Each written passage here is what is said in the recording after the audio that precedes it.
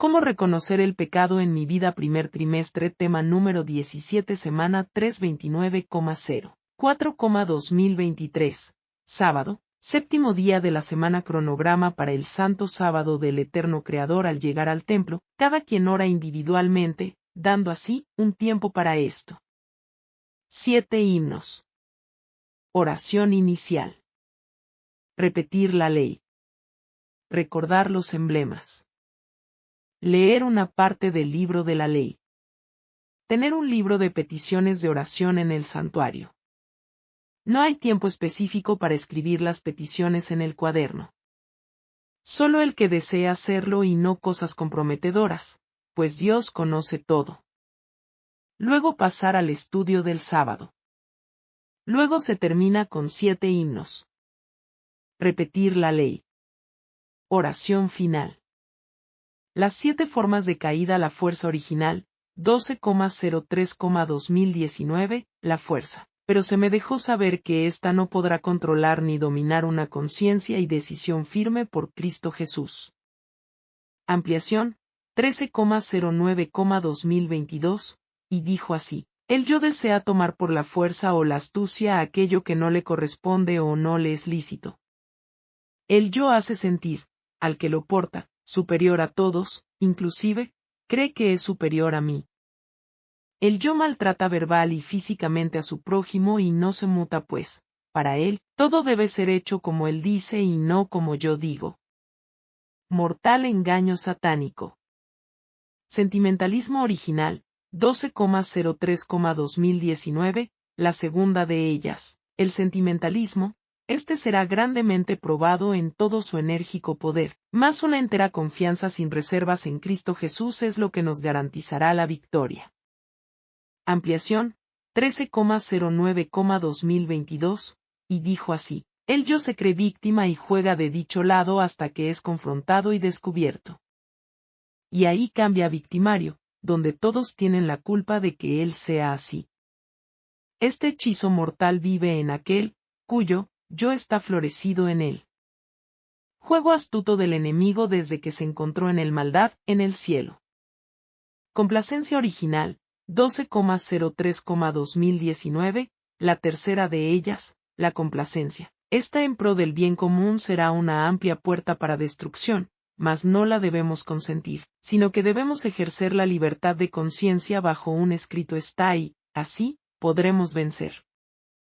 Ampliación, 13,09,2022, y dijo así: el yo vive para complacerse y poner, al último, las necesidades de su prójimo. El yo vivo nunca se da por satisfecho, siempre quiere más, aunque no lo necesite. Sus trofeos son tanto internos como externos. Su intelecto es creerse superior en su retórica, sus ideas, soluciones y actos. Él contra todos, pero nadie contra él. Sutil veneno mortífero que el enemigo inserta en el hombre que no es contrito de corazón. La complacencia de la superioridad, en todo sentido, ante otros es un reflejo de que el maligno entrona esa mente y ese corazón. Orgullo original, 12,03,2019, la cuarta de ellas. El orgullo, este es tan sutil y a la vez tan obvio, mas este último disfrazado de la conveniencia propia, y calificado como válido a nuestro entender, será la ruina y cerrará la puerta real de la salvación. Solo una humillación total a Dios nos dará la victoria en él.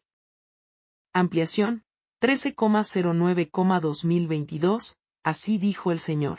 El orgullo es el yo que vive para enaltecerse. Orgulloso de tener lo mejor, de llamar la atención para sí entre todos. Se viste para ser visto, se peina para que lo admiren, da alarde de superioridad y manda a todos mientras él merece estar de brazos caídos con el pensamiento activo, centrado en lo que imagina, en lo que cree necesitar para seguir escalando puesto y posición. Este, casi imperceptible, engaño satánico, es letalmente mortal al que lo porta y también para los que lo adulan. Calumnia original, 12,03,2019, la quinta de estas, que se me habló, fue la calumnia. esta es la muerte para el que la practica, y aunque su espada mortífera desea ser clavada ante su adversario, ésta solo atraviesa el corazón de quien la porta. Resistid al diablo, se me dijo, y de vosotros huirá y no toquéis lo inmundo. Habrá aflicciones, mas confiad porque yo he vencido al mundo.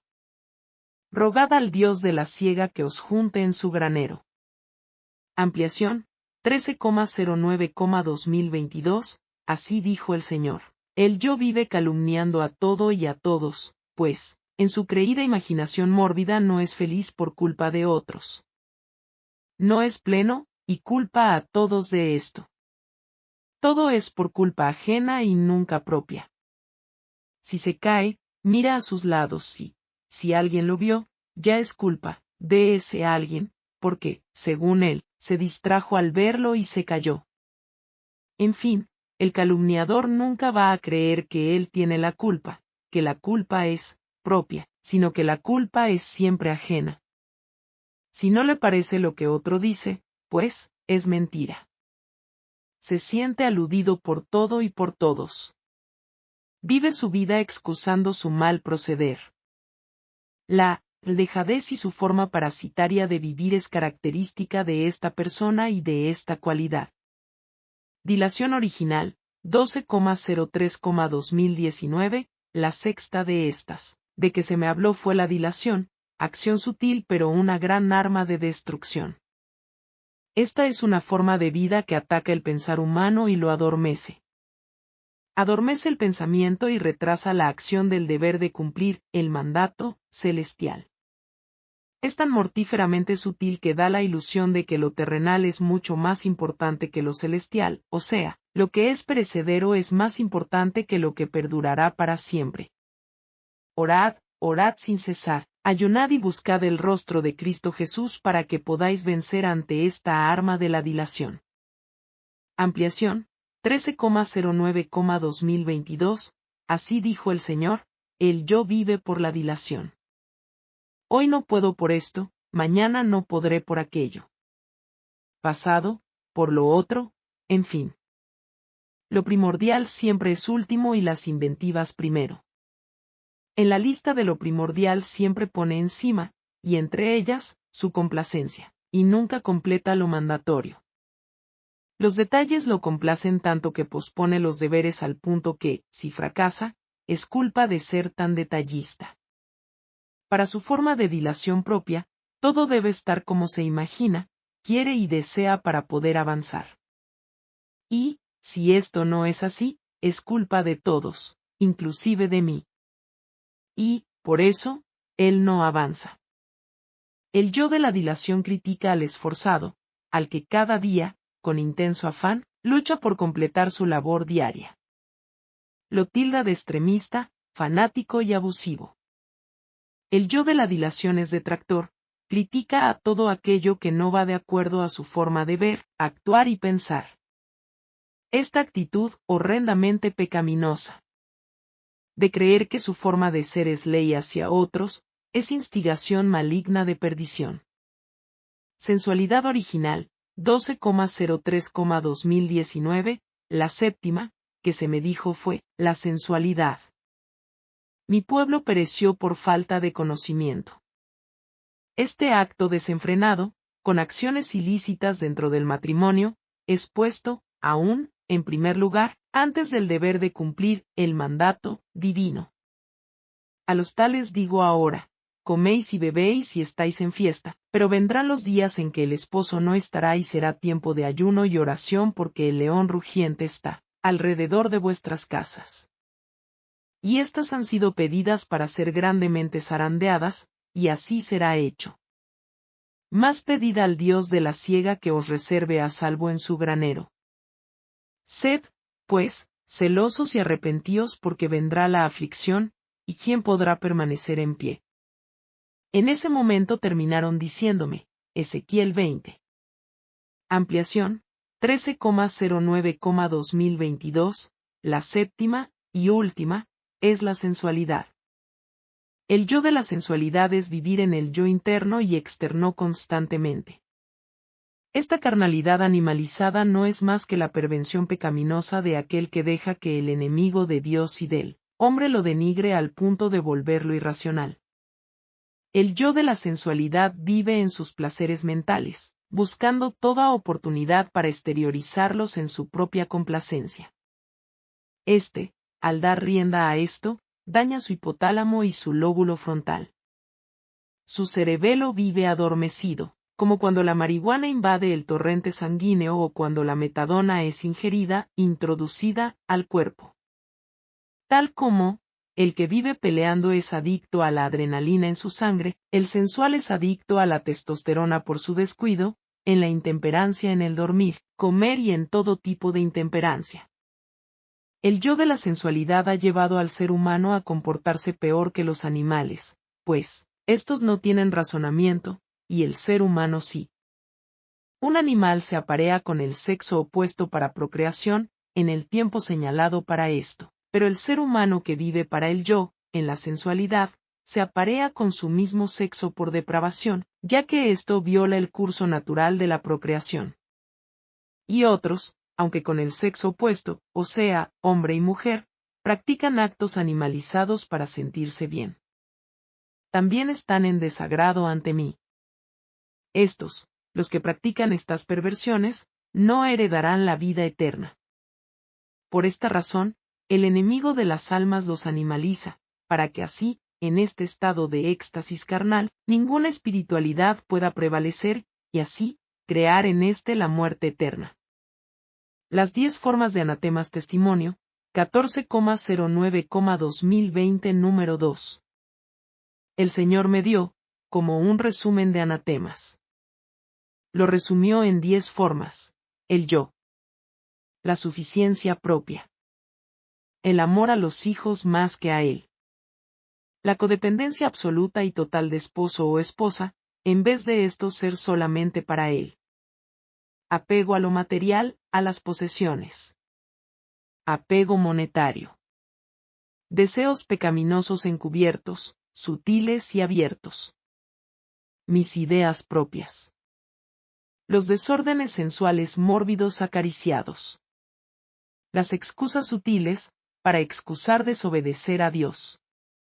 Texto bíblico, versión, RVG 2010 1 Samuel 7, 6-8 Y se reunieron en Mizpa, y sacaron agua, y la derramaron delante de Jehová, y ayunaron aquel día, y dijeron allí, contra Jehová hemos pecado. Y juzgó Samuel a los hijos de Israel en Mizpa.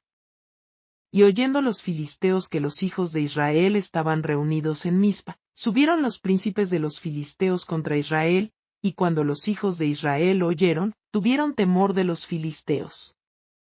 Y dijeron los hijos de Israel a Samuel: no ceses de clamar por nosotros a Jehová nuestro Dios, para que nos guarde de mano de los filisteos. GW, la intervención de Dios para salvar al indefenso Israel. Era el propósito de Dios manifestar su poder en la liberación de Israel para que éste no se atribuyera la gloria a sí mismo. Cuando los israelitas estaban desarmados e indefensos, permitió que fueran desafiados por sus enemigos, y entonces el capitán de las huestes del Señor puso en orden de batalla el ejército del cielo para destruir a los enemigos de su pueblo. La humildad de corazón y la obediencia a la ley divina son más aceptables ante Dios que los sacrificios más costosos de un corazón lleno de orgullo e hipocresía. Dios no defenderá a los que viven transgrediendo su ley. St. 26-1, 1882. Testimonio: lo que fue, así será mes 8 en el tiempo del Eterno, mes 11, día 13, del 2022. Se me llamó la atención a un personaje frente a mí. Se me indicó que era Saúl.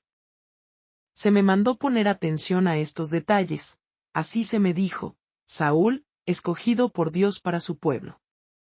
Aquel pueblo rebelde que desplazó al Eterno para ser ecuménico, como las otras naciones, queriendo rey como los demás. No obstante, a través de Samuel recibió las instrucciones explícitas del Eterno Dios, y Saúl concertó hacerlo todo como Dios dijo, mas, en su interior, amaba tanto su puesto y poder que poco a poco llevó al pueblo, ya rebelde, al apartamiento total de los mandatos del Eterno. Luego, se me indicó poner atención al hijo de Saúl, Jonatán. Mientras su padre Saúl seguía el camino del proceso de ser poseído totalmente por el enemigo, seguía tras él, aún sabiendo que éste estaba mal y no gozaba del favor de Dios. Luchó por controlar lo incontrolable, luchó por hacer entrar en razón lo irrazonable. No estaba de acuerdo en muchas cosas malas que su rey y padre hacía, apartado totalmente de Dios. Entre ellas, perseguir a David, querer su muerte, quitarle su mujer y dársela a otro que sí podía controlar, matar o masacrar a los sacerdotes de Jehová por ayudar a David, en fin, una atrocidad tras otra. Jonatán, se me dejó saber, representa a todos aquellos que se quedan lado a lado de aquellos que ven que no sirven a Dios, con quienes no están de acuerdo, mas, por sentimentalismo, siguen ahí. Estos, se me dijo, recibirán la misma suerte de Jonatán. Mas, los que recibieron persecución por este rey gobernante, domado por las tinieblas, sufrieron muchas penurias, mas permanecieron del lado correcto pese a la tribulación, recibirán vida eterna. Hoy el mundo está viviendo, esta misma historia, y cada uno deberá decidir y analizar de qué parte está o estará. Nadie podrá decidir por nadie. A Saúl se le confirió mucho, y lo desechó todo por sus prevaricaciones. Así, la SDA, Iglesia Adventista del Séptimo Día, corporativa, al igual que a Saúl, le llegará su hora con gran galope. Aquellos que, pese a las advertencias del Eterno, tras sus propios razonamientos y sentimientos, queden bajo este gobierno apóstata, serán talados por el príncipe Emanuel. Aquellos que gozan de la traición, que aman no perder el lado popular, recibirán la recompensa del Eterno. Apartaos de mí, obradores de maldad. Aquellos que ven al centinela fiel y con ira satánica le quieren acallar, serán estopa. Aquellos que se allegan con la intención de hacer desistir al centinela fiel, pronto echarán a ver cuán equivocados estaban. Los que tiran la piedra y esconden la mano, los investirá la primera plaga. Y, los que sigan luchando dentro del ejército de Saúl, por hacerlo entrar en razón, morirán con él. Al que zarandea, no se le pasará ningún gorgojo visible o huevos invisibles. Su detector examina cada espora que es movida por el viento. Él ve que el desprecio por su verdad seguirá en aumento hasta llegar al clímax, como Saúl procuraba con gran insistencia matar a David. Aquellos que informaban a Saúl dónde estaba David, veían que, al ir a su encuentro, su persecución era fallida. Hasta que, investidos por los filisteos, fueron derrotados. ¡Qué gran ironía! El mismo que lo movía a él para destruir, movió a los filisteos, por voluntad divina, para acabar con la persecución de su siervo David. Pocos analizan, los que luchan contra el Altísimo, que se rebelan contra el Santo de Israel por solo estar del lado popular. Ciertamente, estos recibirán su sangrienta recompensa. Libro, Historia de los Patriarcas y Profetas capítulo 12. Abraham en Canaán primera parte. Abraham volvió a Canaán riquísimo en ganado, en plata y oro. Lot aún estaba con él, y de nuevo llegaron a Betel, y establecieron su campamento junto al altar que habían erigido anteriormente. Pronto comprendieron que las riquezas acrecentadas aumentaban las dificultades. En medio de las penurias y las pruebas habían vivido juntos en perfecta armonía, pero en su prosperidad había peligro de discordias entre ellos. Los pastos no eran suficientes para el ganado de ambos, y las frecuentes disputas entre los pastores fueron traídas ante sus amos para que las resolviesen. Era evidente que debían separarse. Abraham era mayor que Lot, y superior a él en parentesco, riqueza y posición. No obstante, él fue el primero en sugerir planes para mantener la paz. A pesar de que Dios mismo le había dado toda esa tierra, muy cortésmente renunció a su derecho. No haya ahora altercado, dijo Abraham, entre mí y ti, entre mis pastores y los tuyos, porque somos hermanos. ¿No está toda la tierra delante de ti? Yo te ruego que te apartes de mí. Si fueres a la mano izquierda, yo iré a la derecha, y si tú a la derecha, yo iré a la izquierda. Gen. 13:1-9. Este caso puso de manifiesto el noble y desinteresado espíritu de Abraham. ¿Cuántos, en circunstancias semejantes, habrían procurado a toda costa sus preferencias y derechos personales? ¿Cuántas familias se han desintegrado por esa razón?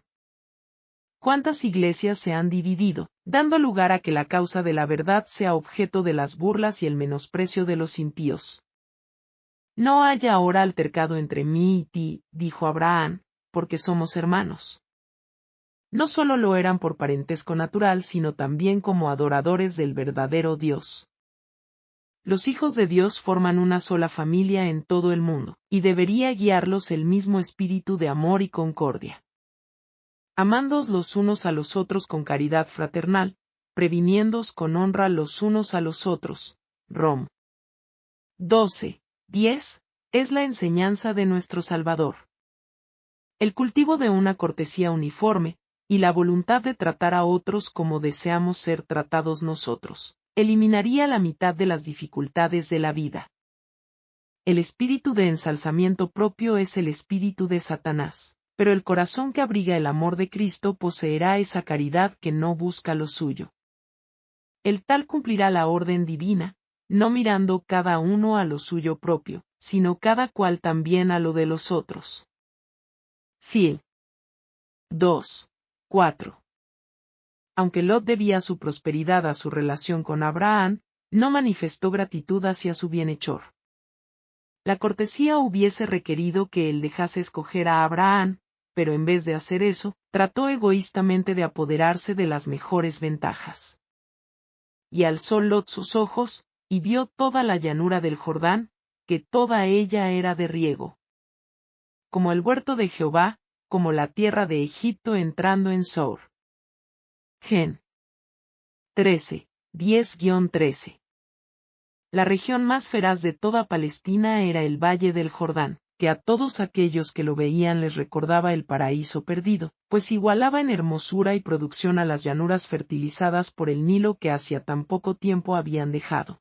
También había ciudades, ricas y hermosas, que invitaban a hacer provechosas ganancias mediante el intercambio comercial en sus concurridos mercados.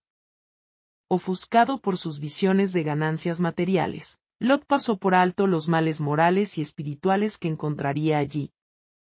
Los habitantes de la llanura eran malos y pecadores para con Jehová en gran manera, pero Lot ignoraba eso, o si lo sabía, le dio poca importancia. Entonces Lot escogió para sí toda la llanura del Jordán.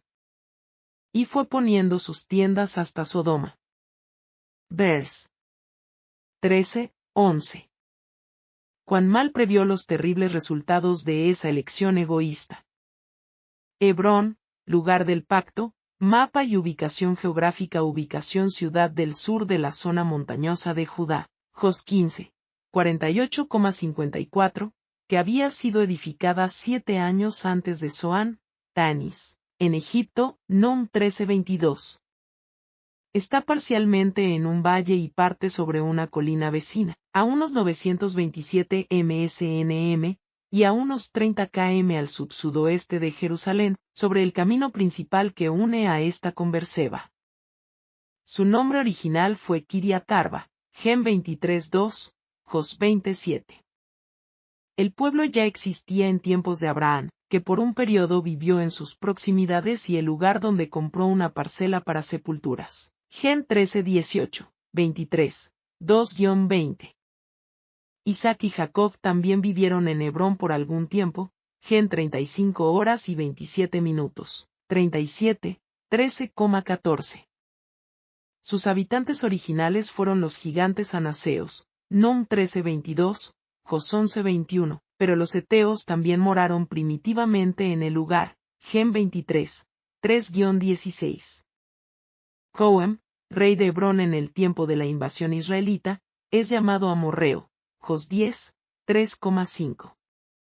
Después de separarse de Lot, Abraham recibió otra vez del Señor la promesa de que todo el país sería suyo.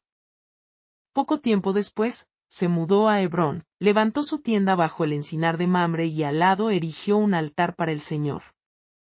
En esas frescas mesetas, con sus olivares y viñedos, sus ondulantes campos de trigo y las amplias tierras de pastoreo circundadas de colinas, habitó Abraham, satisfecho de su vida sencilla y patriarcal, dejando a Lot el peligroso lujo del valle de Sodoma. Abraham fue honrado por los pueblos circunvecinos como un príncipe poderoso y un caudillo sabio y capaz. No dejó de ejercer su influencia entre sus vecinos. Su vida y su carácter, en contraste con la vida y el carácter de los idólatras, ejercían una influencia notable en favor de la verdadera fe. Su fidelidad hacia Dios fue inquebrantable, en tanto que su afabilidad y benevolencia inspiraban confianza y amistad, y su grandeza sin afectación imponía respeto y honra. No retuvo su religión como un tesoro precioso que debía guardarse celosamente y pertenecer exclusivamente a su poseedor. La verdadera religión no puede considerarse así, pues un espíritu tal sería contrario a los principios del Evangelio. Mientras Cristo mora en el corazón, será imposible esconder la luz de su presencia u obscurecerla. Por el contrario, brillará cada vez más a medida que día tras día las nieblas del egoísmo y del pecado que envuelven el alma sean disipadas por los brillantes rayos del sol de justicia. Los hijos de Dios son sus representantes en la tierra y Él quiere que sean luces en medio de las tinieblas morales de este mundo. Esparcidos por todos los ámbitos de la tierra, en pueblos, ciudades y aldeas, son testigos de Dios, los medios por los cuales Él ha de comunicar a un mundo incrédulo el conocimiento de su voluntad y las maravillas de su gracia. Él se propone que todos los que participan de la gran salvación sean sus misioneros. La piedad de los cristianos constituye la norma mediante la cual los infieles juzgan al Evangelio. Las pruebas soportadas pacientemente, las bendiciones recibidas con gratitud, la mansedumbre, la bondad, la misericordia y el amor manifestados habitualmente, son las luces que brillan en el carácter ante el mundo, y ponen de manifiesto el contraste que existe con las tinieblas que proceden del egoísmo del corazón natural.